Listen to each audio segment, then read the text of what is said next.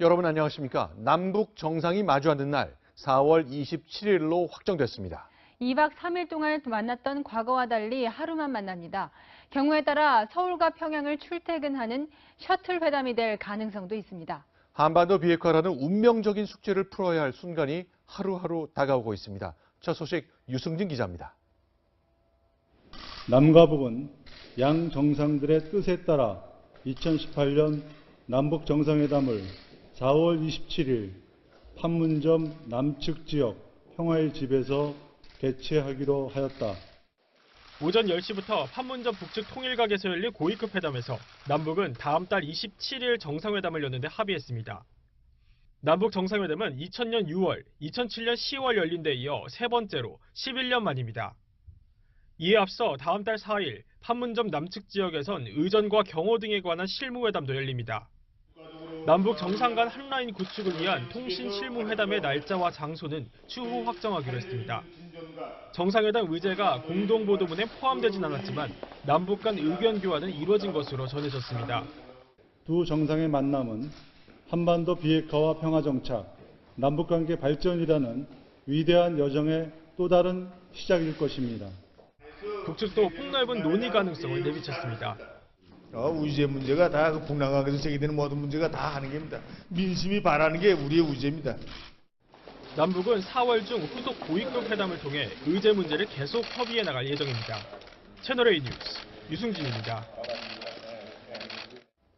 이번 주 베이징을 방문한 김정은은 얼마만큼 환대를 받았을까요? 오늘 오후 북한이 50분 가까이 대대적으로 그 영상을 공개했습니다.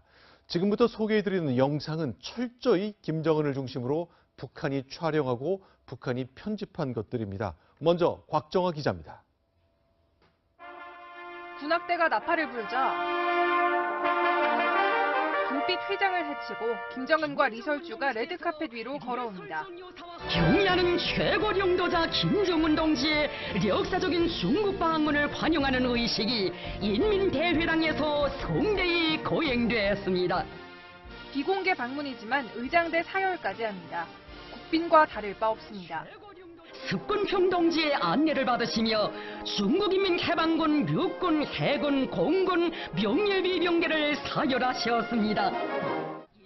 만찬도 화려하기 그지없습니다.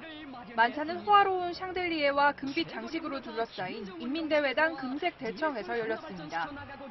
중국 전통 가극부터 클래식 우리 전통 공연까지 끊임없이 무대를 수놓습니다. 극진한 환대인데 지난해 트럼프 대통령 방중 때의 황제 의전과 비교해도 전혀 손색이 없습니다. 트럼프에게 자금성을 통째로 내준 것만 빼면 의장대 사열에다 금색 대청에서의 만찬, 그리고 오색찬란한 공연 관람까지 판박입니다. 이튿날 오전까지 함께한 뒤 시진핑 주석은 김정은 내외가 탄 차량 앞까지 나와 손을 흔들며 배웅했습니다. 채널A 뉴스 곽정화입니다. 외교에서 냉정한 국익 계산 매우 중요합니다. 하지만 인간적 신뢰 역시 빼놓을 수 없겠지요. 처음 만난 김정은과 시진핑, 이 사람들은 30대 중반, 60대 중반이니까 30살쯤 차이 납니다. 북한은 이 둘이 형제의 정을 나눴다고 선전했습니다. 강은하 기자입니다. 환하게 웃으며 손을 맞잡는 김정은과 시진핑 중국 국가주석. 시 주석이 부인 리설주와 악수할 땐 지켜보던 김정은도 긴장감을 감추지 못합니다. 하지만 경직된 분위기는 금세 녹아내립니다. 시 주석과 평리위안 여사가 커다란 항아리와 자기 그릇, 비단 등 화려한 선물을 진열해놓고 김정은 부부에게 직접 설명하는 모습도 공개됐습니다. 북한은 친형제와 같이 뜨겁고 열렬한 정이라고 표현했습니다.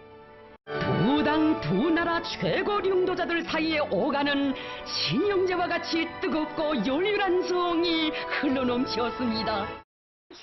이어진 만찬에선 1983년 김정일이 중국을 방문했을 때 시 주석의 아버지 시중신과 만나는 영상까지 틀며 대를 이은 인연을 강조하기도 했습니다. 조중 친선의 길이 아로새겨진 로세대領導자들의 고귀한 생애를 전하는 역사적 화폭들이 펼쳐졌습니다. 김정은이 베이징에 머문 시간은 25시간에 불과하지만 단번에 시진핑 주석과의 벽을 허물었습니다. 채널A 뉴스 강은하입니다. 네, 지금 들으신 대로 베이징에 머문 시간 딱 25시간입니다. 하지만 김정은이 지나는 곳곳을 중국 당국은 철저히 공개했습니다. 통제했습니다. 이 모습 공개하겠습니다. 하지만 불안감 때문인지 정작 본인이 타는 벤츠 리무진은 평양에서 직접 열차로 실어 왔습니다. 김설혜 기자입니다. 단둥역에서 베이징까지 가는 14시간. 지나는 철로 사이사이 200m 간격으로 무장한 경찰이 서 있습니다. 혹시나 있을 철로 폭파나 훼손을 막기 위해서입니다. 베이징역에 내려 숙소인 국빈관을 향하는 김정은 차량을 수십 대의 사이드카가 에워싸고 이동합니다. 자동차 행렬은 21대의 모터시클의 호의를 받으며 위풍당당한 개선 장군 같은 모습입니다. 김정은이 이동할 때마다 교통은 철저히 통제됐는데 반대편 차선까지 가로막고 완전히 비워놨습니다. 철통 같은 경호지만 자신이 탈 차량만큼은 북한에서 직접 열차로 싣고 왔습니다. 벤츠 리무진 뒷좌석에 금박 휘장이 박혀 있는데 지난번 김여정이 문재인 대통령에게 전달한 친서에 있던 북한 국무위원장 휘장과 똑같습니다. 김정은이 집권 후 처음으로 북한 밖으로 나온 가운데 신변 보호엔 만전을 기하는 모습입니다. 채널A 뉴스 김설혜입니다.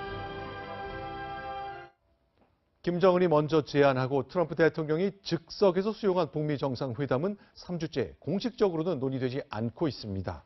그렇다면 이런 상황에서 백악관은 이번 북중 정상회담을 어떻게 평가하고 있을까요? 뉴욕에서 박용 특파원이 전해드립니다. 백악관은 중국 대사가 직접 찾아와 김정은 방중 결과를 국가안보회의에 설명했다고 밝혔습니다. 트럼프 대통령도 어젯밤 김정은과 만남이 매우 잘 됐다는 시진핑 주석의 메시지를 받았다고 확인했습니다. 그러면서 김정은이 그의 인민들과 인류에게 옳은 일을 할 좋은 기회가 있다며 만남을 기대했습니다. 백악관도 북중 정상회담 이후 상황을 조심스럽게 낙관했습니다. We feel like things are moving in the right direction, and that the meeting yesterday was a good indication that the maximum pressure campaign has been working. 하지만 북중 관계 개선으로 중국이 최대한의 압박 작전에서 이탈할 가능성도 배제할 수 없습니다. 트럼프 대통령은 북미 정상회담 이전까지 어떤 비용을 치르더라도 최대한의 제재와 압박을 유지할 것이라고 강조했습니다. 중국과 거리를 좁힌 북한이 제재 완화와 단계적 비핵화 공세를 강화할 것으로 보입니다. 뉴욕에서 채널A 뉴스 박용입니다. 네, 방금 들으신 것처럼 미국은 중국이 대북 제재를 느슨하게 만들지 않을까 걱정하고 있습니다. 그런데 벌써 변화가 느껴지고 있습니다. 베이징에서 정동현 특파원의 보도입니다.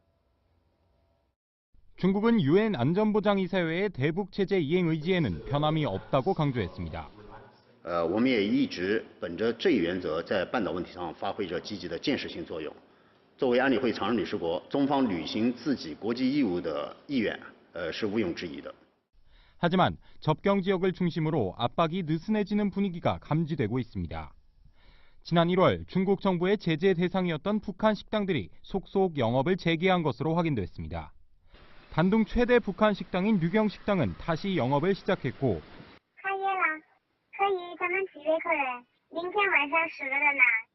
평양 고려관도 영업을 재개한 것으로 확인됐습니다.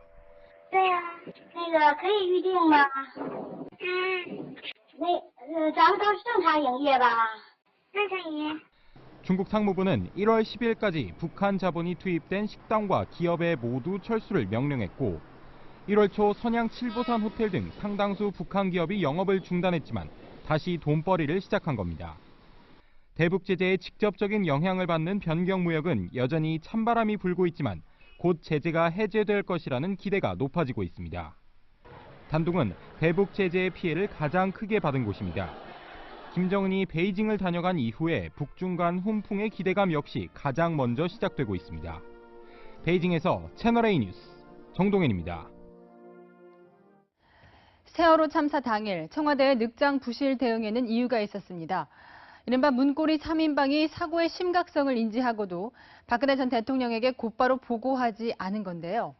최순실 씨가 관저에 도착하기 전까지 대면 보고할 엄두조차 내지 못했다고 합니다. 결국 보고는 늦어질 수밖에 없었습니다. 신아람 기자입니다. 박근혜 전 대통령이 세월호 참사 당일 사태의 심각성을 파악한 건 최순실 씨를 만난 뒤였습니다. 오후 2시 15분 청와대 관저에서 최 씨와 함께한 회의에서 이른바 문고리 3인방에게 구조 상황을 보고받은 겁니다. 그런데 이들 비서관 3명은 그로부터 2시간 전인 정오 무렵 사고가 심상치 않다는 사실을 이미 확인한 상태였습니다. 하지만 박 전 대통령에게 곧바로 보고하지 않았습니다. 서로 누가 대면 보고를 할지 떠넘기며 전전긍긍한 탓입니다. 세 사람은 결국 최순실 씨가 청와대로 올 때까지 대면 보고를 미뤘던 것으로 검찰 조사 결과 드러났습니다. 앞서 정호성 전 비서관은 박 전 대통령 탄핵 심판의 증인으로 나와 이런 사실을 모두 숨겼습니다. 세월호 사태 당일 피청구인이 머물던 관저로 외부인은 누가 들어왔습니까? 제가 아는 바로는 없습니다. 피청구가 그 참모들이 대책회의하진 않았죠. 저 모르겠습니다. 그러니까 저는 주로 본관에 있기 때문에. 하지만 비서관 3사람은 검찰에서 최 씨가 관저 회의에 참석했다는 것과 함께 자신들이 대면 보고를 미룬 사실까지 모두 인정했습니다. 박 전 대통령의 탄핵 심판을 담당한 A 변호사는 문고리 3인방의 진술에 대해 일방적 주장으로 모두 받아들여선 안 된다고 말했습니다. 채널A 뉴스 신아람입니다. 검찰이 오늘 세월호 특별조사위원회 활동을 방해한 혐의로 조윤선 전 정무수석과 이병기 전 비서실장, 안종범 전 경제수석을 재판에 넘겼습니다. 세 사람은 각자 다른 혐의로 구속돼 재판을 받고 있는데요. 이제는 같은 법정에서 함께 재판을 받을 처지가 됐습니다. 백승우 기자입니다.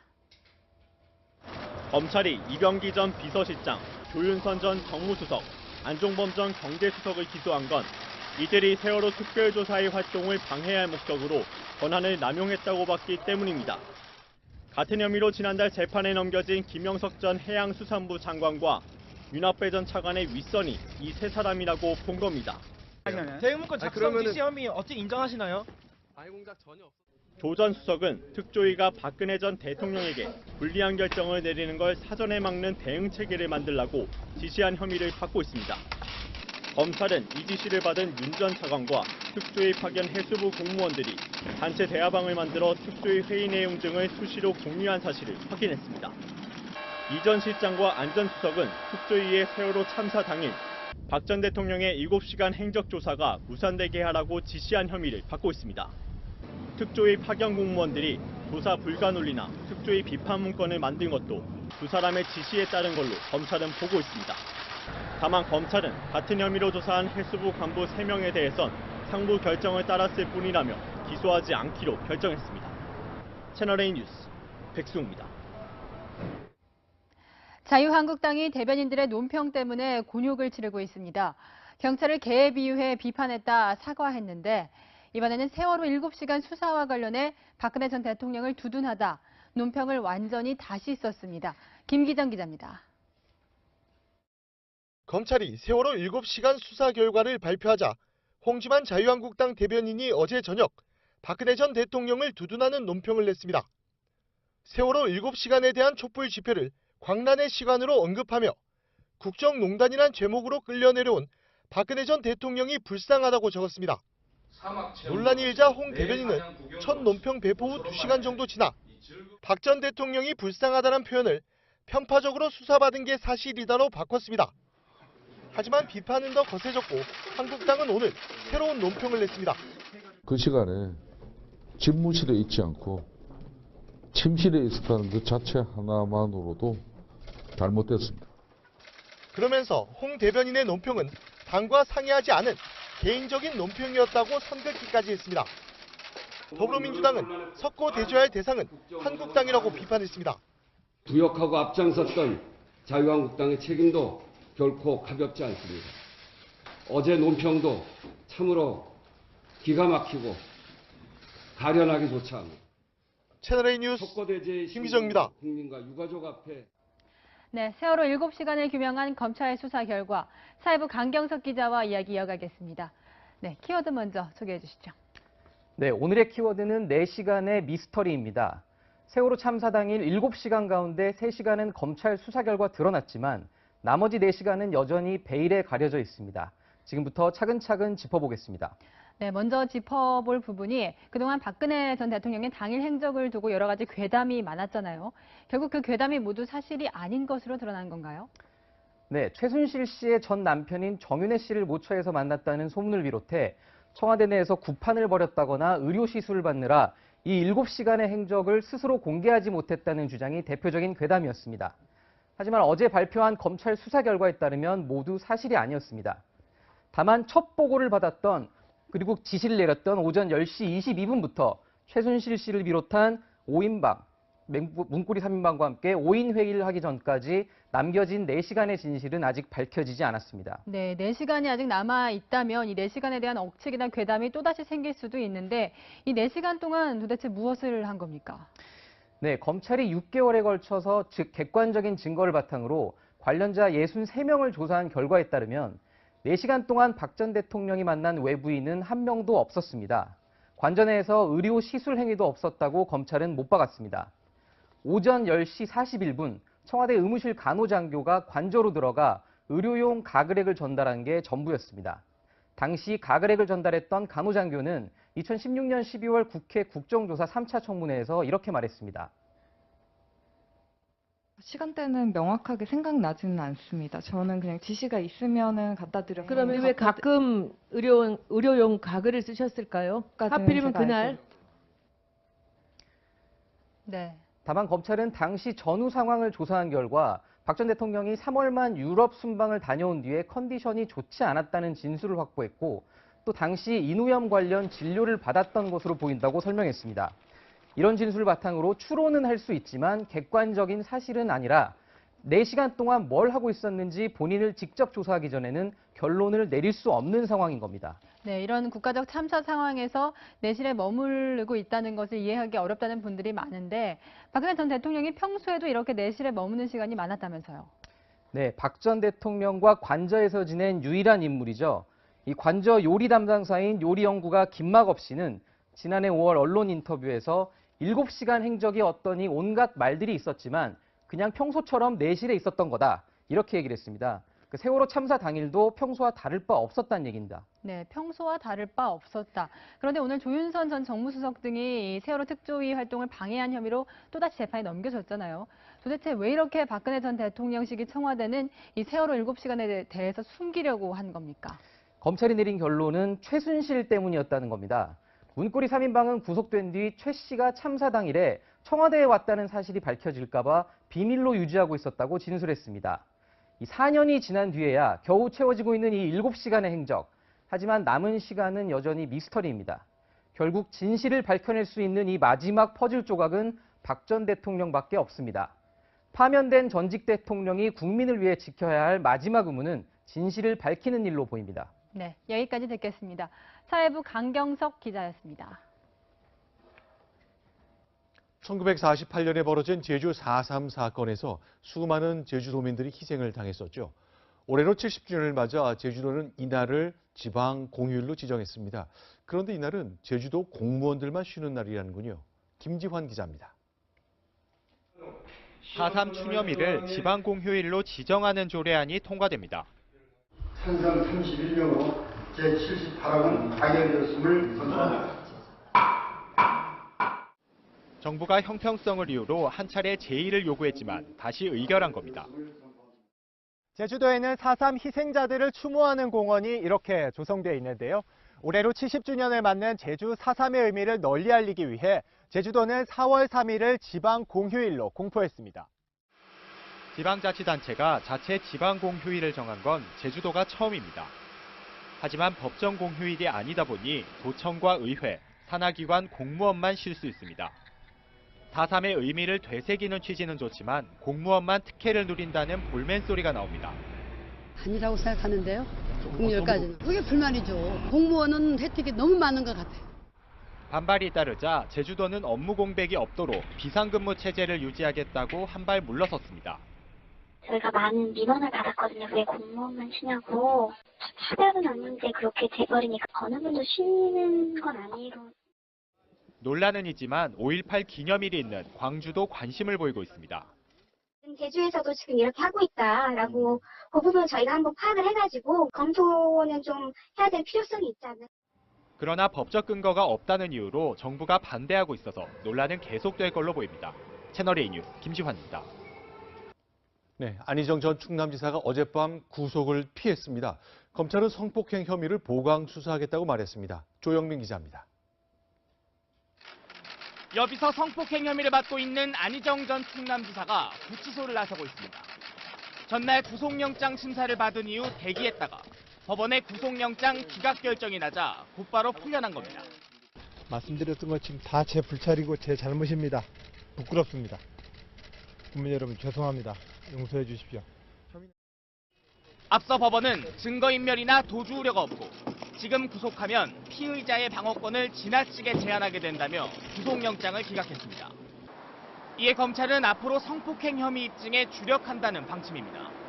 검찰 관계자는 법원이 안 전 지사의 범행 부인을 고려한 것으로 보인다며 신속하게 보강 수사를 마무리 짓겠다고 말했습니다. 수사력을 집중해 성폭행 혐의를 보강한 뒤 조만간 구속영장을 재청구하겠다는 겁니다. 아울러 검찰은 연구소 여직원을 성폭행한 추가 혐의로 구속영장 청구에 포함시키는 방안도 검토하고 있습니다. 채널A 뉴스 조영민입니다. 네, 정부와 청와대는 검찰과 경찰이 수사권을 어떻게 나눠 가질지 더 정확하게 말씀드리자면 경찰에게 얼마나 더 많은 수사권을 떼어줄지를 검토하고 있습니다. 검찰의 수장인 문무일 검찰총장이 오늘 작심하고 이를 공개 비판했습니다. 이름만 거론하지 않았을 뿐이지 박상기 법무장관 그리고 조국 대통령 민정수석을 직접 겨냥했습니다. 윤준호 기자입니다. 문무일 검찰총장은 고위공직자 비리수사처 도입에 위헌 소지가 있지만 수용하겠다고 밝혔습니다. 공수처 도입에 반대하지 않습니다. 국민의 뜻으로 알고 그대로 수용하겠습니다. 공수처 도입을 두고 청와대와 이견을 드러냈던 문 총장이 한발 물러선 겁니다. 하지만 검경 수사권 조정 과정에 검찰이 완전히 배제된 데 대해서는 작심하고 비판했습니다. 문 총장은 수사권 조정 논의 방식을 공개하지 않아 구체적 경과를 알지 못한다며 박상기 법무부 장관에게 직접 문제를 제기했다고 밝혔습니다. 수사권 조정안 논의를 주도한 박 장관과 조국 대통령 민정수석 등을 겨냥해선 법률을 전공한 분들이라는 표현까지 써가며 비판을 이어갔습니다.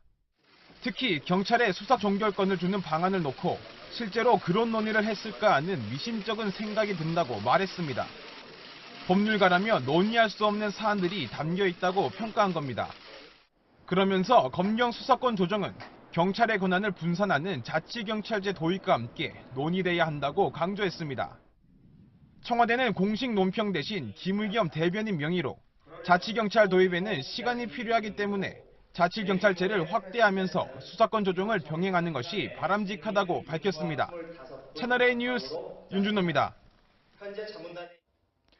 네, 자유한국당과 벌인 힘겨루기에서 며칠 전까지 사과를 받아낸 황운하 울산지방경찰청장이 좀 난처해졌습니다. 골프 접대를 받았다는 의혹이 제기된 겁니다. 이윤상 기자입니다. 황운하 울산지방경찰청장은 지난해 11월 경찰 협력단체인 청소년 안전추진위원회 회원들과 골프를 쳤습니다. 그런데 한 회원이 황 청장의 골프 비용을 대신 낸 사실이 알려지면서 접대 골프 의혹이 제기됐습니다. 이와 관련해 황 청장은 골프를 마치고 돌아가는 차 안에서 골프 비용을 계산한 사람에게 현금 15만 원을 건넸다고 해명했습니다. 이런 가운데 경찰청은 사실관계 파악에 나섰습니다. 골프를 친 행위가 청탁금지법 위반에 해당되는지 살펴보겠다는 겁니다. 김기현 울산시장의 측근 비리 수사를 놓고 황 청장과 갈등을 빚고 있는 자유한국당도 경찰청의 수사를 촉구했습니다. 정확한 사용료를 계산해 되돌려 줬어야 한다. 만약 차인이 발생한다면 위법의 소지가 다분하다. 경찰청은 청탁금지법 위반 여부를 따져보고 정식 감찰로 전환한다는 방침입니다. 채널A 뉴스 이윤상입니다.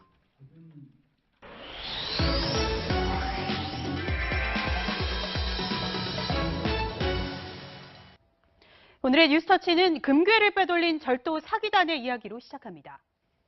경기도의 한 아파트로 경찰이 들이닥칩니다. 이 방 안에 있던 20대 남성 경찰을 보고 잠에서 깹니다. 경찰이야, 어? 네? 경찰이라고. 경찰이요? 체포영장 집행하는 거야? 네? 저예요? 체포영장. 20대 청년들이 줄줄이 체포되는데요. 22살 A씨 등 10명은 지난해 7월 금괴 배송 아르바이트생으로 위장해 금괴 유통업체에 접근했습니다. 그리고는 홍콩에서 한국을 거쳐 일본으로 수출되는 1kg짜리 금괴 6개, 시가 3억 원어치를 빼돌린 혐의로 경찰에 체포됐습니다. A씨는 원래 금괴 무역 중개업자로 일해 이 수출입 과정을 훤히 알고 있었는데요. 이 범행 전 조직원들을 모아 역할 분담을 하기도 했습니다. 평소 알고 지내던 이 선후배들에게 각각 조직원들의 모집책, 그리고 배달책, 여권을 위조하거나 이 대포폰을 만드는 역할을 맡겼는데요. 금괴 수출 유통업자들이 이 아르바이트생들의 신분을 철저하게 확인한다는 점을 이용하고 여권에서부터 각종 관계 증명서까지 위조했습니다. 이 돈으로 외제 차량이나 명품 시계를 사고 성형도 하며 호화 생활을 했는데요. 금괴를 판 돈으로 호화 요트를 빌린 뒤 불꽃놀이를 보면서 파티를 즐기기도 했습니다. 그러면서도 서로를 믿지 못했는데요. 실제 조직원들이 나눈 문자 메시지 내용을 보시죠. 자신들에게 이 대포폰을 가져다 준 브로커에게 사례금을 줄 때도 다른 조직원들을 따라붙게 해서 실제로 이 돈이 건네졌는지 확인 영상까지 촬영했습니다. 그런데 이 영상은 결국 체포된 뒤 자신들의 혐의를 입증하는 증거물이 되고 말았습니다. 경찰은 총책 A씨 등 10명을 검거하고 6명을 구속했습니다. 뉴스터치 두 번째 이야기는 작업 현장에서 사고로 숨진 20대 청년 이야기입니다. 어제 오후 경기 남양주의 대형 마트입니다. 신고를 받고 출동한 소방대원들이 무빙워크에 모여 있습니다. 정기 점검을 하던 외부 정비관리업체 소속 작업자 21살 이모 씨가 기계에서 추락했습니다. 이 씨는 병원으로 옮겨졌지만 결국 숨졌습니다. 사고가 난다는 2주에 한 번 돌아오는 마트 정기 점검일이었는데요. 직장 동료와 2인 1조로 이 씨는 현장에서 작업 중이었습니다. 이 씨는 2년 전 실습생으로 입사해 정직원이 됐고 전문 자격증까지 땄는데요. 경찰은 점검을 위해 작동을 일시 중단시켰던 이 무빙워크를 누군가 작동시켰다는 이 경찰 진술을 확보하고 수사를 진행 중입니다. 또 고용노동부와 경찰은 이 마트 측의 사전 안전교육이 제대로 이루어졌는지, 작업 중 안전수칙은 지켜졌는지 확인할 계획입니다. 뉴스터치였습니다. 6월 13일 지방선거와 함께 치러지는 서울 송파울 국회의원 재선거에 친문 핵심인 최재성 전 민주당 의원이 도전장을 냈습니다. 아직 당내 경쟁은 남아 있습니다. 하지만 먼저 출마를 선언한 방송인 출신 자유한국당과 바른미래당 후보 두 사람까지 생각하면 이제 3파전의 윤곽이 드러나고 있습니다. 김민지 기자입니다. 문재인 대통령의 복심이라 불렸던 제가 국민들께는 손발이, 자랑스러운 당원들께는 심장이 되겠습니다. 최재성 전 의원의 출마 선언장에는 김경수, 황희, 권칠승 의원 등 20명 가까운 여권의 친문 인사들이 함께했습니다. 지난 대선에서 문재인 캠프의 상황본부 실장으로 활약했지만 대선 뒤 백의종군했던 최 전 의원을 공개 지지하고 나선 겁니다. 최 전 의원은 큰 포부로 호응했습니다. 국회의원에 이어 당대표 도전까지도 필요하면 마다하지 않겠다고 선언했습니다. 당장 당내 경선 경쟁자인 송기호 송파을 지역위원장은 물론 자유한국당 영입 1호인 배현진 전 앵커, 바른미래당 박종진 후보 등에 대한 우위도 자신했습니다. 야당에서 최선의 후보를 냈다고 보기는 어려울 것 같습니다. 그러나 다른 후보들 역시 결전을 벼르는 상황. 국회 살기를 위해서 반드시 승리하겠습니다. 저는 하늘에 함께하고 있다고 생각하는데. 서울 송파을 국회의원 재선거가 뜨겁게 달아오르고 있습니다. 채널A 뉴스 김민지입니다.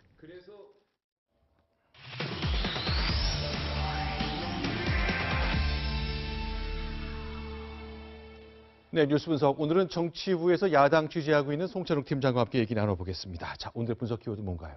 네, 오늘의 키워드 합당 넘어 연대입니다. 바른미래당은 합당으로 태어났죠. 네. 안철수 인재영입위원장이 서울시장 선거 출마를 사실상 결심하면서 이제는 야권연대가 주목받고 있습니다. 그동안 금기어 같았던 야권의 선거연대 가능성을 유승민 대표가 처음으로 언급했기 때문입니다. 보수, 그러니까 야당 후보들끼리 그 선거연대 거론이 됐습니다. 그렇다면요, 궁금한 게 있습니다. 네. 자, 이제 진짜로 서울시장 출마 안철수 전 의원 결심한 거죠?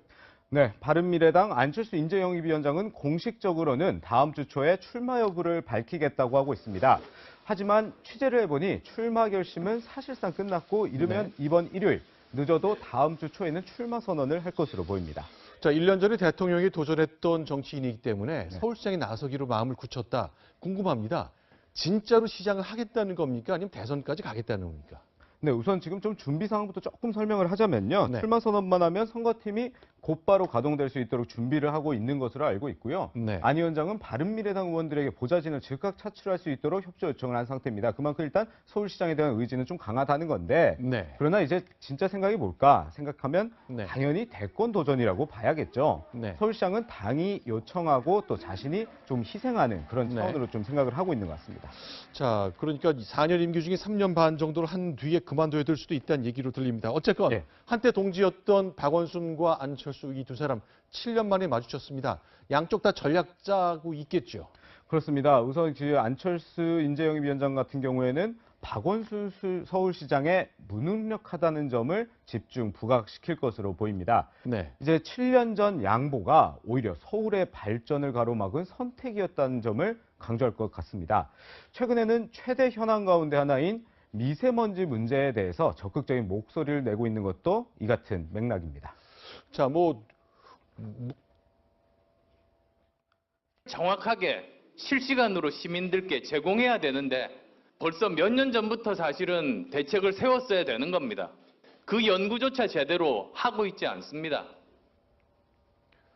자, 무능함을 공격하겠다는 것은 이제 안철수 전 의원의 생각인 거고 박원순 시장은 인정할 이유도 없고 생각 다 다른 거 아닙니까? 네, 그렇습니다. 박원순 시장 같은 경우에는 물론 지금 3선 도전을 하면서 본인이 또 가장 유리한 위치에 있어서 안 위원장이 나와도 문제가 없다 이런 반응을 보이고 있습니다. 네.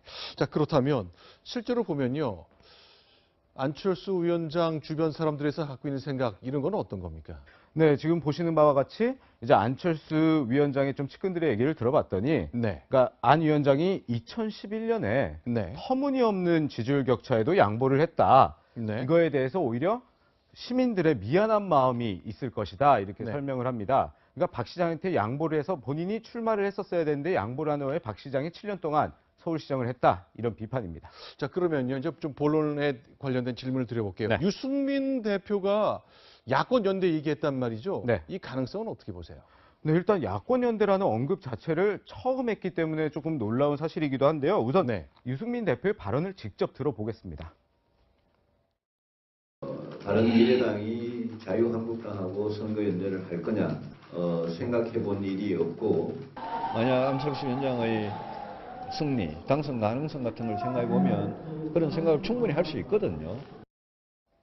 네, 지금 발언이 지난달 27일 그리고 오늘 약 한 달여 만에 이렇게 완전히 바뀐 거거든요.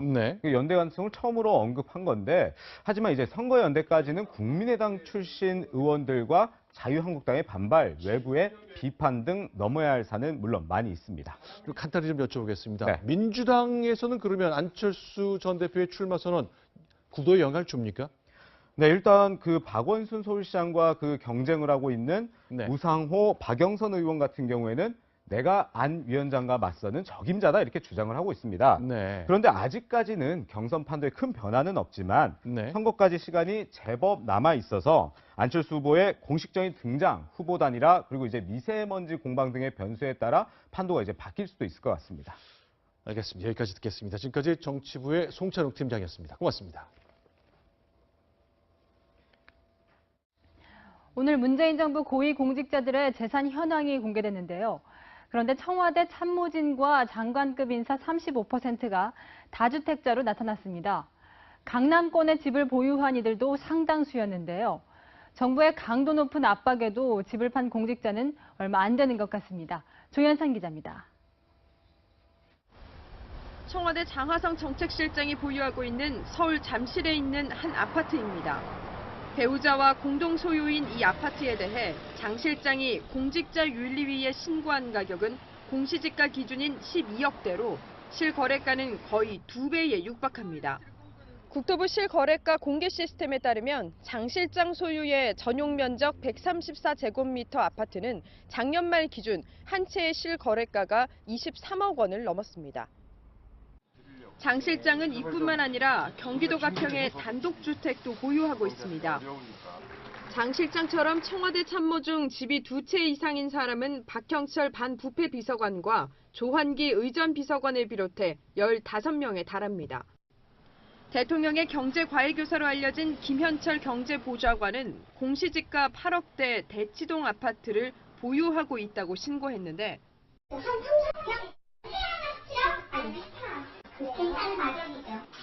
김 보좌관은 목동의 상가 건물도 보유한 것으로 나타났습니다. 장관급에서도 다주택자가 10명을 넘었습니다.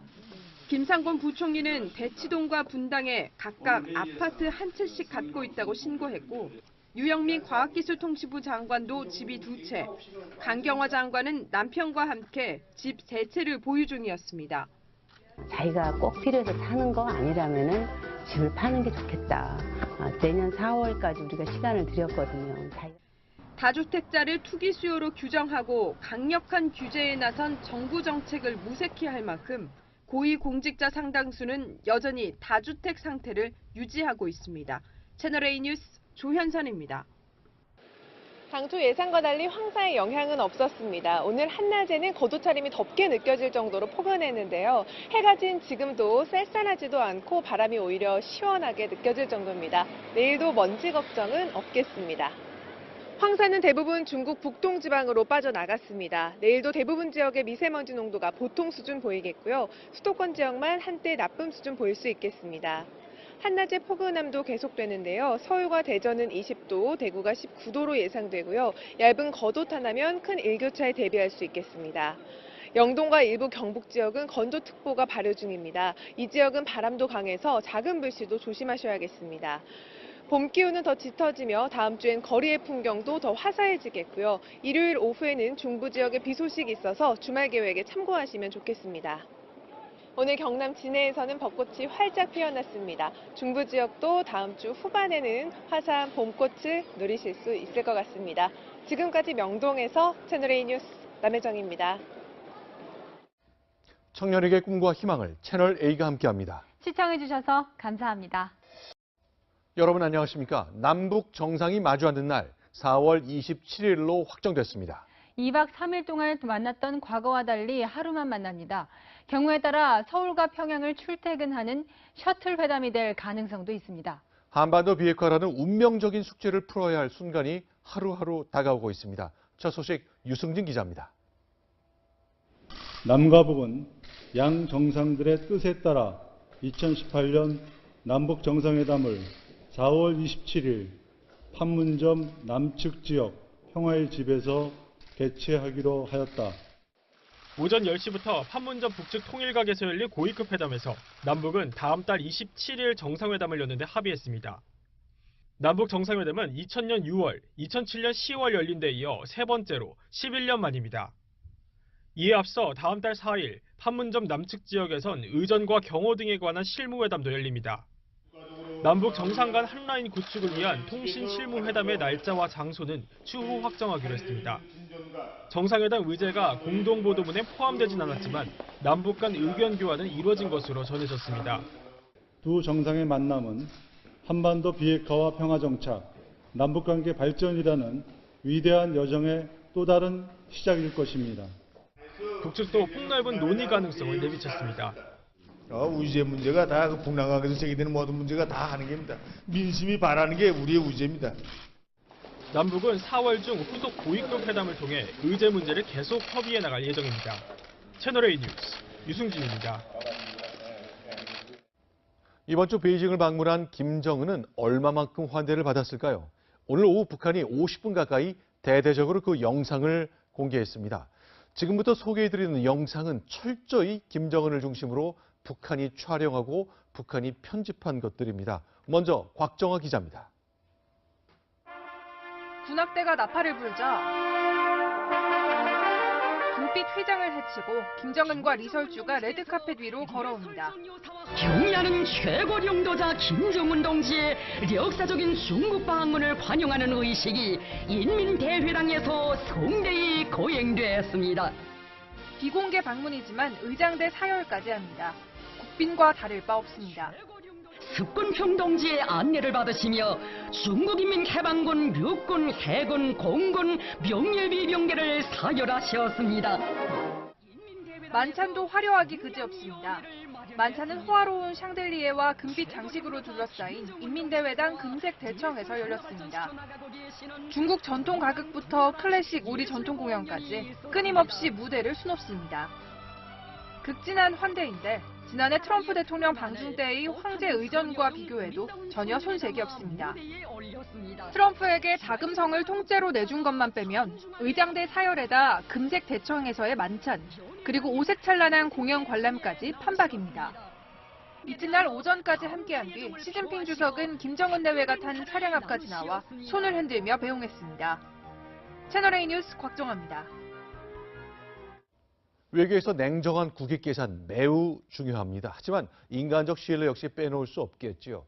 처음 만난 김정은과 시진핑, 이 사람들은 30대 중반, 60대 중반이니까 30살쯤 차이 납니다. 북한은 이 둘이 형제의 정을 나눴다고 선전했습니다. 강은하 기자입니다. 환하게 웃으며 손을 맞잡는 김정은과 시진핑 중국 국가주석. 시 주석이 부인 리설주와 악수할 땐 지켜보던 김정은도 긴장감을 감추지 못합니다. 하지만 경직된 분위기는 금세 녹아내립니다. 시 주석과 펑리위안 여사가 커다란 항아리와 자기 그릇, 비단 등 화려한 선물을 진열해놓고 김정은 부부에게 직접 설명하는 모습도 공개됐습니다. 북한은 친형제와 같이 뜨겁고 열렬한 정이라고 표현했습니다. 우당 두 나라 최고領導자들 사이에 오가는 친형제와 같이 뜨겁고 열렬한 정이 흘러넘치었습니다. 이어진 만찬에선 1983년 김정일이 중국을 방문했을 때 시 주석의 아버지 시중신과 만나는 영상까지 틀며 대를 이은 인연을 강조하기도 했습니다.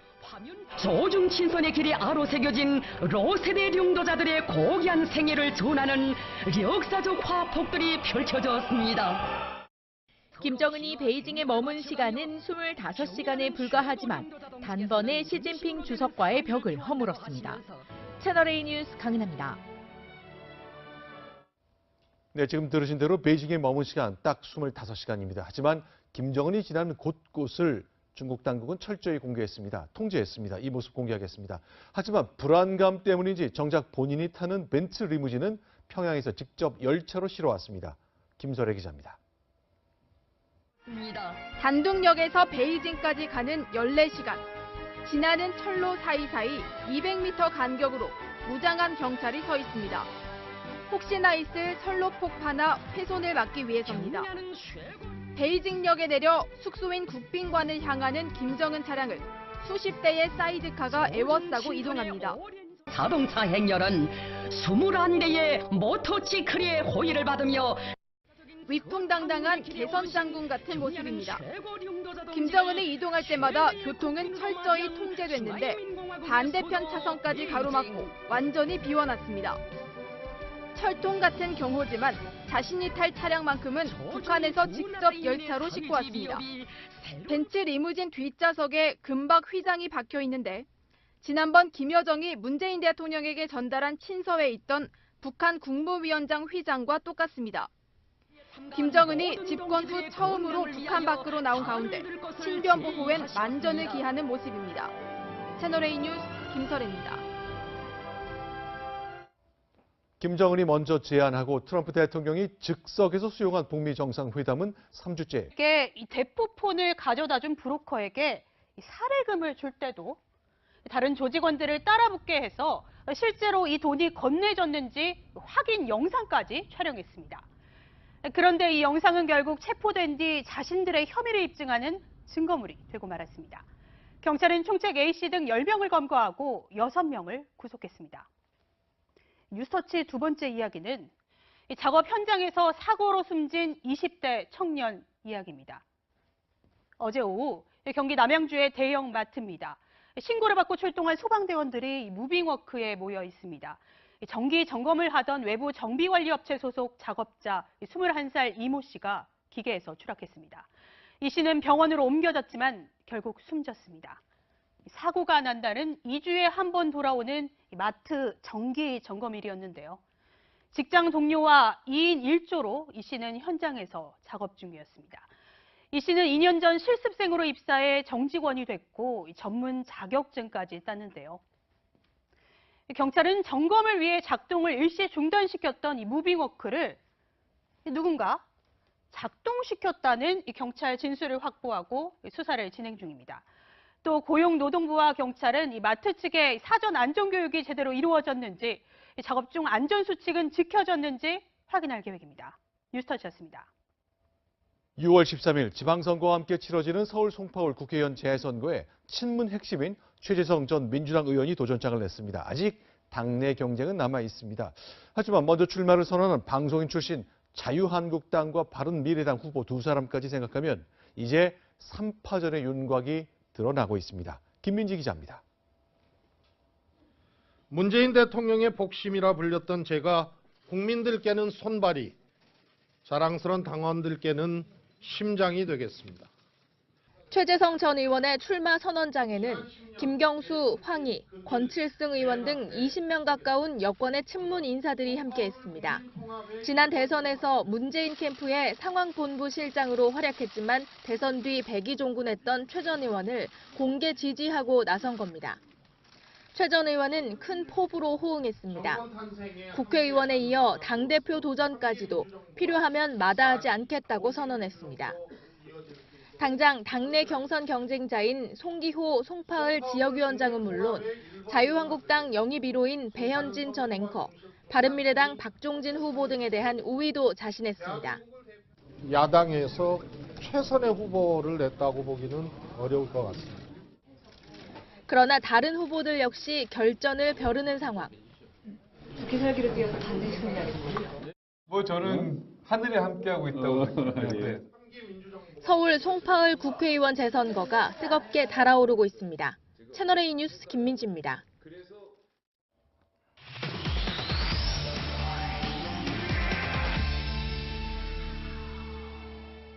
네, 뉴스 분석. 오늘은 정치부에서 야당 취재하고 있는 송철욱 팀장과 함께 얘기 나눠보겠습니다. 자, 오늘 분석 키워드 뭔가요? 네, 오늘의 키워드 합당 넘어 연대입니다. 바른미래당은 합당으로 태어났죠. 네. 안철수 인재영입위원장이 서울시장 선거 출마를 사실상 결심하면서 이제는 야권연대가 주목받고 있습니다. 그동안 금기어 같았던 야권의 선거연대 가능성을 유승민 대표가 처음으로 언급했기 때문입니다. 보수, 그러니까 야당 후보들끼리 그 선거연대 거론이 됐습니다. 그렇다면요, 궁금한 게 있습니다. 네. 자, 이제 진짜로 서울시장 출마 안철수 전 의원 결심한 거죠? 네, 바른미래당 안철수 인재영입위원장은 공식적으로는 다음 주 초에 출마 여부를 밝히겠다고 하고 있습니다. 하지만 취재를 해보니 출마 결심은 사실상 끝났고 이르면 이번 일요일, 늦어도 다음 주 초에는 출마 선언을 할 것으로 보입니다. 자, 1년 전에 대통령이 도전했던 정치인이기 때문에 서울시장에 나서기로 마음을 굳혔다. 궁금합니다. 진짜로 시장을 하겠다는 겁니까? 아니면 대선까지 가겠다는 겁니까? 네, 우선 지금 좀 준비 상황부터 조금 설명을 하자면요. 출마 선언만 하면 선거팀이 곧바로 가동될 수 있도록 준비를 하고 있는 것으로 알고 있고요. 안 위원장은 바른미래당 의원들에게 보좌진을 즉각 차출할 수 있도록 협조 요청을 한 상태입니다. 그만큼 일단 서울시장에 대한 의지는 좀 강하다는 건데 그러나 이제 진짜 생각이 뭘까 생각하면 당연히 대권 도전이라고 봐야겠죠. 서울시장은 당이 요청하고 또 자신이 좀 희생하는 그런 차원으로 좀 생각을 하고 있는 것 같습니다.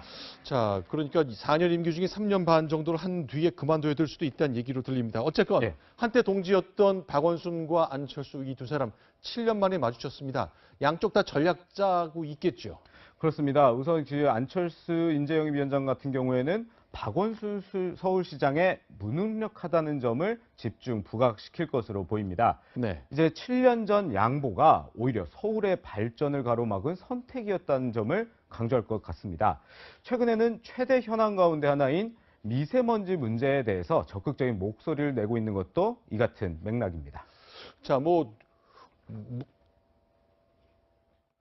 정확하게 실시간으로 시민들께 제공해야 되는데 벌써 몇 년 전부터 사실은 대책을 세웠어야 되는 겁니다. 그 연구조차 제대로 하고 있지 않습니다. 자, 무능함을 공격하겠다는 것은 이제 안철수 전 의원의 생각인 거고, 박원순 시장은 인정할 이유도 없고, 생각 다 다른 거 아닙니까? 네, 그렇습니다. 박원순 시장 같은 경우에는 물론 지금 3선 도전을 하면서 본인이 또 가장 유리한 위치에 있어서 안 위원장이 나와도 문제가 없다 이런 반응을 보이고 있습니다. 네. 자, 그렇다면 실제로 보면요. 안철수 위원장 주변 사람들에서 갖고 있는 생각 이런 건 어떤 겁니까?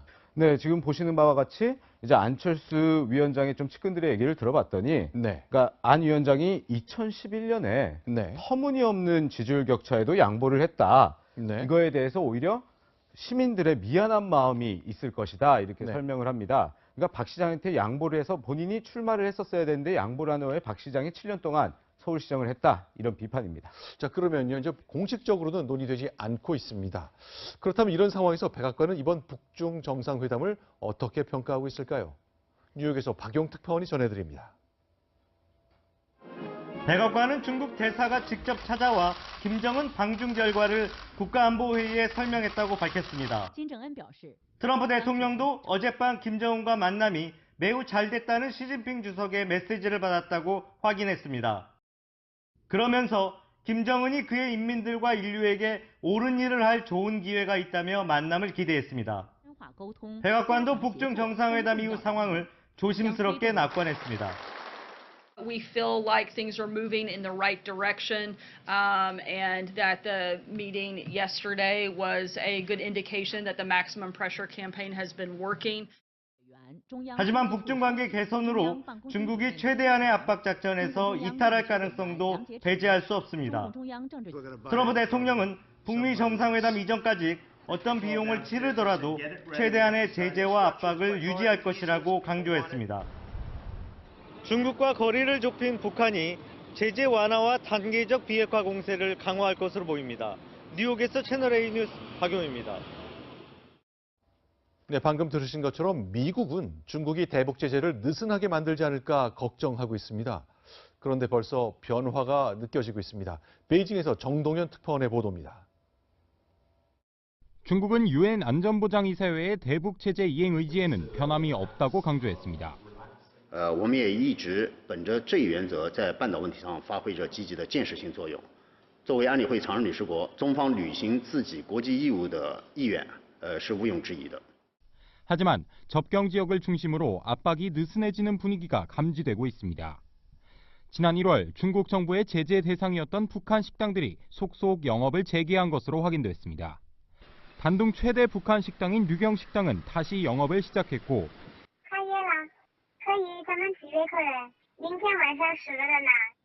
평양 고려관도 영업을 재개한 것으로 확인됐습니다.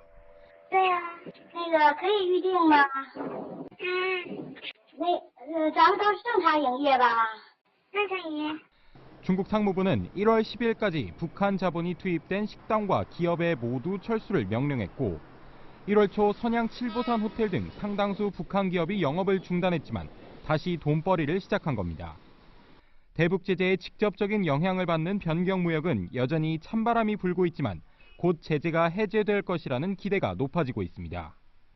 단둥은 대북 제재의 피해를 가장 크게 받은 곳입니다. 김정은이 베이징을 다녀간 이후에 북중 간 훈풍의 기대감 역시 가장 먼저 시작되고 있습니다. 베이징에서 채널A 뉴스 정동현입니다. 세월호 참사 당일 청와대의 늑장 부실 대응에는 이유가 있었습니다. 이른바 문고리 3인방이 사고의 심각성을 인지하고도 박근혜 전 대통령에게 곧바로 보고하지 않은 건데요. 최순실 씨가 관저에 도착하기 전까지 대면 보고할 엄두조차 내지 못했다고 합니다. 결국 보고는 늦어질 수밖에 없었습니다. 신아람 기자입니다. 박근혜 전 대통령이 세월호 참사 당일 사태의 심각성을 파악한 건 최순실 씨를 만난 뒤였습니다. 오후 2시 15분 청와대 관저에서 최 씨와 함께한 회의에서 이른바 문고리 3인방에게 구조 상황을 보고받은 겁니다. 그런데 이들 비서관 3명은 그로부터 2시간 전인 정오 무렵 사고가 심상치 않다는 사실을 이미 확인한 상태였습니다. 하지만 박 전 대통령에게 곧바로 보고하지 않았습니다. 서로 누가 대면 보고를 할지 떠넘기며 전전긍긍한 탓입니다. 세 사람은 결국 최순실 씨가 청와대로 올 때까지 대면 보고를 미뤘던 것으로 검찰 조사 결과 드러났습니다. 앞서 정호성 전 비서관은 박 전 대통령 탄핵 심판의 증인으로 나와 이런 사실을 모두 숨겼습니다. 세월호 사태 당일 피청구인이 머물던 관저로 외부인은 누가 들어왔습니까? 제가 아는 바로는 없습니다. 피청구가 그 참모들이 대책회의하진 않았죠? 제가 모르겠습니다. 그러니까 저는 주로 본관에 있기 때문에. 하지만 비서관 세 사람은 검찰에서 최 씨가 관저회의에 참석했다는 것과 함께 자신들이 대면 보고를 미룬 사실까지 모두 인정했습니다. 박 전 대통령의 탄핵 심판을 담당한 A 변호사는 문고리 3인방의 진술에 대해 일방적 주장으로 모두 받아들여선 안 된다고 말했습니다. 채널A 뉴스 신아람입니다. 검찰이 오늘 세월호 특별조사위원회 활동을 방해한 혐의로 조윤선 전 정무수석과 이병기 전 비서실장, 안종범 전 경제수석을 재판에 넘겼습니다. 세 사람은 각자 다른 혐의로 구속돼 재판을 받고 있는데요. 이제는 같은 법정에서 함께 재판을 받을 처지가 됐습니다. 백승우 기자입니다. 검찰이 이병기 전 비서실장, 조윤선 전 정무수석, 안종범 전 경제수석을 기소한 건 이들이 세월호 특별조사의 활동을 방해할 목적으로 권한을 남용했다고 봤기 때문입니다. 같은 혐의로 지난달 재판에 넘겨진 김영석 전 해양수산부 장관과 윤학배 전 차관의 윗선이 이 세 사람이라고 본 겁니다. 대응문건 작성 지시 혐의 어찌 인정하시나요? 조 전 수석은 특조위가 박근혜 전 대통령에게 불리한 결정을 내리는 걸 사전에 막는 대응 체계를 만들라고 지시한 혐의를 받고 있습니다. 검찰은 이 지시를 받은 윤 전 차관과 특조위 파견 해수부 공무원들이 단체 대화방을 만들어 특조위 회의 내용 등을 수시로 공유한 사실을 확인했습니다. 이 전 실장과 안 전 수석은 특조위의 세월호 참사 당일 박 전 대통령의 7시간 행적조사가 무산되게 하라고 지시한 혐의를 받고 있습니다. 특조위 파견 공무원들이 조사 불가 논리나 특조위 비판 문건을 만든 것도 두 사람의 지시에 따른 걸로 검찰은 보고 있습니다. 다만 검찰은 같은 혐의로 조사한 해수부 간부 3명에 대해선 상부 결정을 따랐을 뿐이라며 기소하지 않기로 결정했습니다. 채널A 뉴스 백승우입니다. 자유한국당이 대변인들의 논평... 수작은 아닌데 그렇게 돼버리니까 어느 분도 쉬는 건 아니고. 논란은 있지만 5.18 기념일이 있는 광주도 관심을 보이고 있습니다. 제주에서도 지금 이렇게 하고 있다라고 그 부분 저희가 한번 파악을 해가지고 검토는 좀 해야 될 필요성이 있지 않나. 그러나 법적 근거가 없다는 이유로 정부가 반대하고 있어서 논란은 계속될 걸로 보입니다. 채널A 뉴스 김시환입니다. 네, 안희정 전 충남지사가 어젯밤 구속을 피했습니다. 검찰은 성폭행 혐의를 보강 수사하겠다고 말했습니다. 조영민 기자입니다. 여기서 성폭행 혐의를 받고 있는 안희정 전 충남지사가 구치소를 나서고 있습니다. 전날 구속영장 심사를 받은 이후 대기했다가 법원의 구속영장 기각 결정이 나자 곧바로 풀려난 겁니다. 말씀드렸던 것 지금 다 제 불찰이고 제 잘못입니다. 부끄럽습니다. 국민 여러분 죄송합니다. 용서해 주십시오. 앞서 법원은 증거인멸이나 도주 우려가 없고 지금 구속하면 피의자의 방어권을 지나치게 제한하게 된다며 구속영장을 기각했습니다. 이에 검찰은 앞으로 성폭행 혐의 입증에 주력한다는 방침입니다. 검찰 관계자는 법원이 안 전 지사의 범행 부인을 고려한 것으로 보인다며 신속하게 보강 수사를 마무리 짓겠다고 말했습니다. 수사력을 집중해 성폭행 혐의를 보강한 뒤 조만간 구속영장을 재청구하겠다는 겁니다. 아울러 검찰은 연구소 여직원을 성폭행한 추가 혐의로 구속영장 청구에 포함시키는 방안도 검토하고 있습니다. 채널A 뉴스 조영민입니다.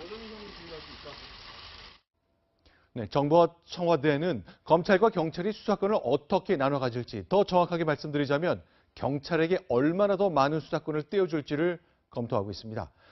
검찰의 수장인 문무일 검찰총장이 오늘 작심하고 이를 공개 비판했습니다. 이름만 거론하지 않았을 뿐이지 박상기 법무장관 그리고 조국 대통령 민정수석을 직접 겨냥했습니다. 윤준호 기자입니다. 문무일 검찰총장은 고위공직자 비리수사처 도입에 위헌 소지가 있지만 수용하겠다고 밝혔습니다. 공수처 도입에 반대하지 않습니다. 국민의 뜻으로 알고 그대로 수용하겠습니다. 공수처 도입을 두고 청와대와 이견을 드러냈던 문 총장이 한 발 물러선 겁니다. 하지만 검경 수사권 조정 과정에 검찰이 완전히 배제된 데 대해서는 작심하고 비판했습니다. 문 총장은 수사권 조정 논의 방식을 공개하지 않아 구체적 경과를 알지 못한다며 박상기 법무부 장관에게 직접 문제를 제기했다고 밝혔습니다. 수사권 조정안 논의를 주도한 박 장관과 조국 대통령 민정수석 등을 겨냥해선 법률을 전공한 분들이라는 표현까지 써가며 비판을 이어갔습니다. 특히 경찰에 수사 종결권을 주는 방안을 놓고 실제로 그런 논의를 했을까 하는 미심쩍은 생각이 든다고 말했습니다. 법률가라며 논의할 수 없는 사안들이 담겨 있다고 평가한 겁니다. 그러면서 검경 수사권 조정은 경찰의 권한을 분산하는 자치경찰제 도입과 함께 논의돼야 한다고 강조했습니다. 청와대는 공식 논평 대신 김의겸 대변인 명의로 자치경찰 도입에는 시간이 필요하기 때문에 자치경찰제를 확대하면서 수사권 조정을 병행하는 것이 바람직하다고 밝혔습니다. 채널A 뉴스 윤준호입니다. 네, 자유한국당과 벌인 힘겨루기에서 며칠 전까지 사과를 받아낸 황운하 울산지방경찰청장이 좀 난처해졌습니다. 골프 접대를 받았다는 의혹이 제기된 겁니다. 이윤상 기자입니다. 황운하 울산지방경찰청장은 지난해 11월 경찰 협력단체인 청소년 안전추진위원회 회원들과 골프를 쳤습니다. 그런데 한 회원이 황 청장의 골프 비용을 대신 낸 사실이 알려지면서 접대 골프 의혹이 제기됐습니다. 이와 관련해 황 청장은 골프를 마치고 돌아가는 차 안에서 골프 비용을 계산한 사람에게 현금 15만 원을 건넸다고 해명했습니다. 이런 가운데 경찰청은 사실관계 파악에 나섰습니다. 골프를 친 행위가 청탁금지법 위반에 해당되는지 살펴보겠다는 겁니다. 김기현 울산시장의 측근 비리 수사를 놓고 황 청장과 갈등을 빚고 있는 자유한국당도 경찰청의 수사를 촉구했습니다. 정확한 사용료를 계산해 되돌려 줬어야 한다. 만약 차인이 발생한다면 위법의 소지가 다분하다. 경찰청은 청탁금지법 위반 여부를 따져보고 정식 감찰로 전환한다는 방침입니다. 채널A 뉴스 이윤상입니다.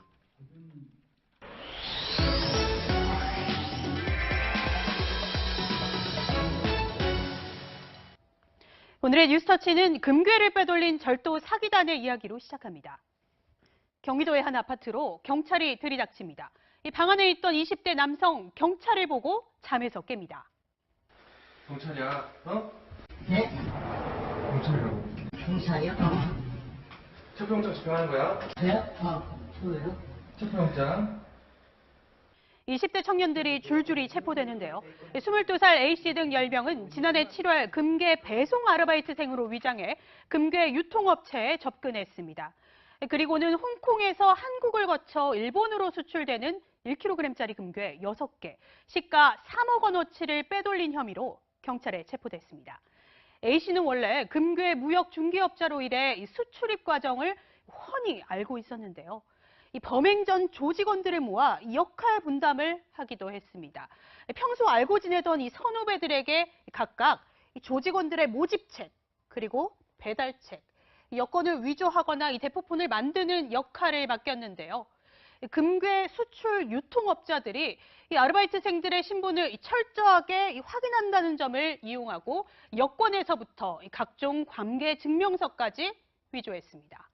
이 돈으로 외제 차량이나 명품 시계를 사고 성형도 하며 호화 생활을 했는데요. 금괴를 판 돈으로 호화 요트를 빌린 뒤 불꽃놀이를 보면서 파티를 즐기기도 했습니다. 그러면서도 서로를 믿지 못했는데요. 실제 조직원들이 나눈 문자 메시지 내용을 보시죠. 자신들의 때문에 곤욕을 치르고 있습니다.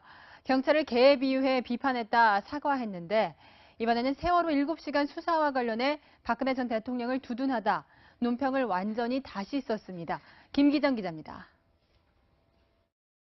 검찰이 세월호 7시간 수사 결과를 발표하자 홍지만 자유한국당 대변인이 어제 저녁 박근혜 전 대통령을 두둔하는 논평을 냈습니다.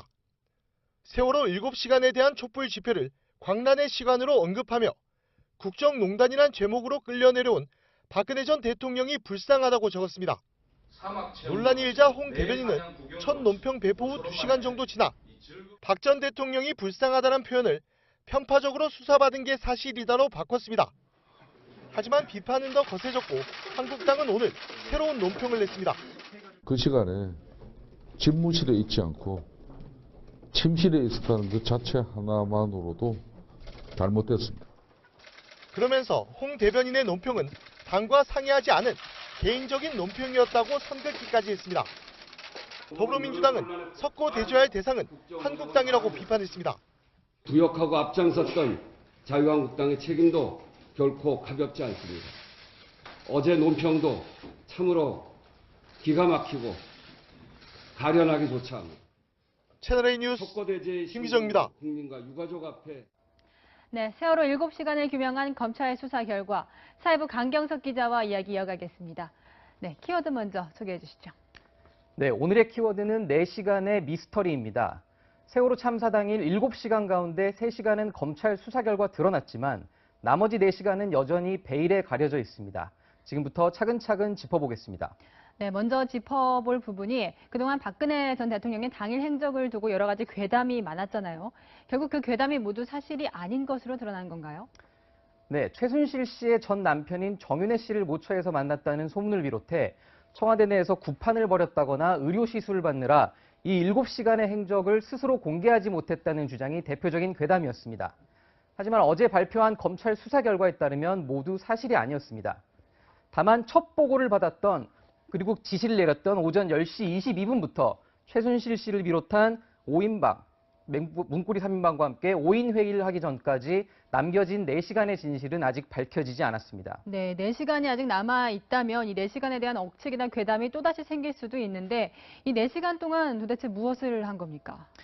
네, 검찰이 6개월에 걸쳐서 객관적인 증거를 바탕으로 관련자 63명을 조사한 결과에 따르면 4시간 동안 박 전 대통령이 만난 외부인은 한 명도 없었습니다. 관전에서 의료 시술 행위도 없었다고 검찰은 못 박았습니다.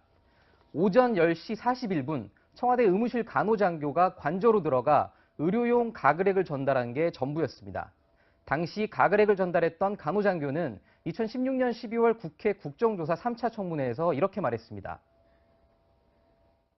시간대는 명확하게 생각나지는 않습니다. 저는 그냥 지시가 있으면은 갖다 드려. 그러면 왜 가끔 의료용 가글을 쓰셨을까요? 하필이면 그날. 네. 다만 검찰은 당시 전후 상황을 조사한 결과 박 전 대통령이 3월만 유럽 순방을 다녀온 뒤에 컨디션이 좋지 않았다는 진술을 확보했고 또 당시 인후염 관련 진료를 받았던 것으로 보인다고 설명했습니다. 이런 진술을 바탕으로 추론은 할 수 있지만 객관적인 사실은 아니라 4시간 동안 뭘 하고 있었는지 본인을 직접 조사하기 전에는 결론을 내릴 수 없는 상황인 겁니다. 네, 이런 국가적 참사 상황에서 내실에 머무르고 있다는 것을 이해하기 어렵다는 분들이 많은데 박근혜 전 대통령이 평소에도 이렇게 내실에 머무는 시간이 많았다면서요. 네, 박 전 대통령과 관저에서 지낸 유일한 인물이죠. 이 관저 요리 담당사인 요리연구가 김막업 씨는 지난해 5월 언론 인터뷰에서 7시간 행적이 어떠니 온갖 말들이 있었지만 그냥 평소처럼 내실에 있었던 거다. 이렇게 얘기를 했습니다. 그 세월호 참사 당일도 평소와 다를 바 없었다는 얘기입니다. 네, 평소와 다를 바 없었다. 그런데 오늘 조윤선 전 정무수석 등이 세월호 특조위 활동을 방해한 혐의로 또다시 재판에 넘겨졌잖아요. 도대체 왜 이렇게 박근혜 전 대통령 시기 청와대는 이 세월호 7시간에 대해서 숨기려고 한 겁니까? 검찰이 내린 결론은 최순실 때문이었다는 겁니다. 문고리 3인방은 구속된 뒤 최 씨가 참사 당일에 청와대에 왔다는 사실이 밝혀질까 봐 비밀로 유지하고 있었다고 진술했습니다. 이 4년이 지난 뒤에야 겨우 채워지고 있는 이 7시간의 행적. 하지만 남은 시간은 여전히 미스터리입니다. 결국 진실을 밝혀낼 수 있는 이 마지막 퍼즐 조각은 박 전 대통령밖에 없습니다. 파면된 전직 대통령이 국민을 위해 지켜야 할 마지막 의무는 진실을 밝히는 일로 보입니다. 네, 여기까지 듣겠습니다. 사회부 강경석 기자였습니다. 1948년에 벌어진 제주 4.3 사건에서 수많은 제주도민들이 희생을 당했었죠. 올해로 70주년을 맞아 제주도는 이날을 지방 공휴일로 지정했습니다. 그런데 이날은 제주도 공무원들만 쉬는 날이라는군요. 김지환 기자입니다. 4.3 추념일을 지방 공휴일로 지정하는 조례안이 통과됩니다. 찬성 31명으로 제78항은 가결되었음을 선포합니다. 정부가 형평성을 이유로 한 차례 제의를 요구했지만 다시 의결한 겁니다. 제주도에는 4.3 희생자들을 추모하는 공원이 이렇게 조성되어 있는데요. 올해로 70주년을 맞는 제주 4.3의 의미를 널리 알리기 위해 제주도는 4월 3일을 지방 공휴일로 공포했습니다. 지방자치단체가 자체 지방 공휴일을 정한 건 제주도가 처음입니다. 하지만 법정 공휴일이 아니다 보니 도청과 의회, 산하기관 공무원만 쉴 수 있습니다. 4.3의 의미를 되새기는 취지는 좋지만 공무원만 특혜를 누린다는 볼멘 소리가 나옵니다. 아니라고 생각하는데요. 공휴일까지는. 그게 불만이죠. 공무원은 혜택이 너무 많은 것 같아요. 반발이 따르자 제주도는 업무 공백이 없도록 비상근무 체제를 유지하겠다고 한 발 물러섰습니다. 저희가 많은 민원을 받았거든요. 왜 공무원만 쉬냐고.